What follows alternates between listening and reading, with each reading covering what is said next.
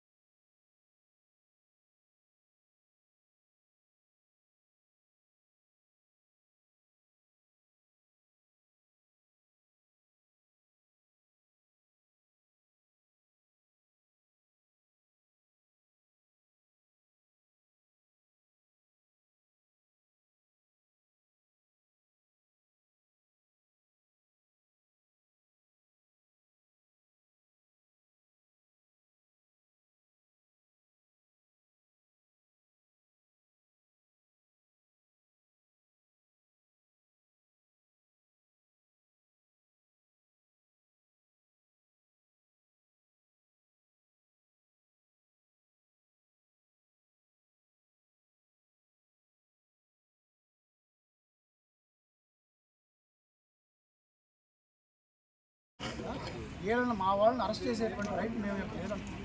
అలాంటప్పుడు మీరు ఎందుకు అరెస్ట్ చేశారు? మీరు ఎంఆర్ఓతో మాట్లాడుతున్న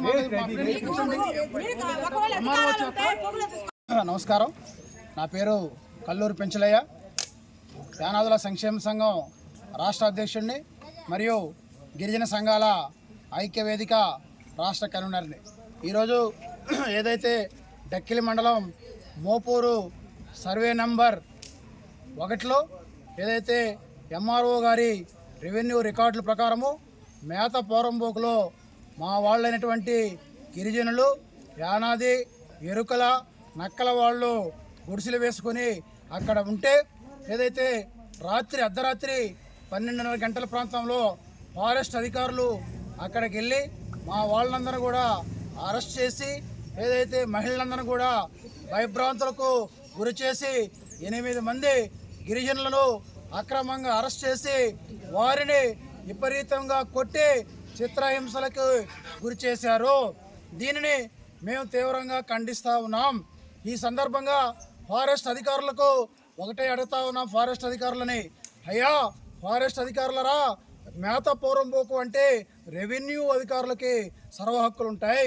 రెవెన్యూలో గుడిసెలు వేసుకుంటున్నటువంటి పేదలను, గిరిజనులను అర్ధరాత్రి 12:30 గంటల సమయంలో అరెస్ట్ చేసేదాన్ని మీరు ఎందుకు అరెస్ట్ చేస్తారని చెప్పి సందర్భంగా ఫారెస్ట్ అధికారులు ప్రశ్నిస్తూ ఉన్నాం. ఏదైతే ఫారెస్ట్ అధికారులు కొంతమంది పెత్తందారులకి తొత్తులుగా మారి గిరిజనుల మీద అక్రమ కేసులు పెడుతూ అక్రమంగా అరెస్టులు చేస్తూ ఉన్నారు. ఏదైతే డక్కిలి మండలం పలుగోళ్ళలో 150 ఎకరాలు అక్కడ ఉండేటువంటి బీసీలు రెడ్లు సాగు చేసుకుంటా ఉంటే అవి ఫారెస్ట్ అధికారులు కనపట్లేదు. ఏదైతే మోపూరు సర్వే నెంబర్ 1లో మేత పోరంబోకులో రెవెన్యూ రికార్డుల ప్రకారము మేత పోరంబోకులో గుడిసెలు వేసుకుంటుంటే ఫారెస్ట్ అధికారులకు ఏం సంబంధం అని చెప్పి మేము సందర్భంగా ప్రశ్నిస్తూ ఉన్నాం. సంబంధం లేని పొలాల్లో, రెవెన్యూ పొలాల్లో పేదలైనటువంటి అడవి పుత్రులైనటువంటి గిరిపుత్రులు గుడిసెలు వేసుకుంటే అర్ధరాత్రి అరెస్ట్ చేయడానికి తీవ్రంగా ఖండిస్తూ ఉన్నాం.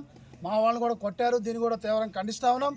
ఏదైతే ఫారెస్ట్ అధికారుల యొక్క అక్రమ అరెస్టులు, గిరిజనుల మీద దాడిని జాతీయ రాష్ట్ర ఎస్టీ కమిషన్కి ఫిర్యాదు చేస్తామని చెప్పి తెలియజేస్తూ ఉన్నాం. మా వాళ్ళందరినీ బేషరతుగా విడుదల చేసేంత వరకు మా యొక్క ఆందోళన ఇక్కడే కొనసాగుతుందని చెప్పి తెలియజేస్తాం.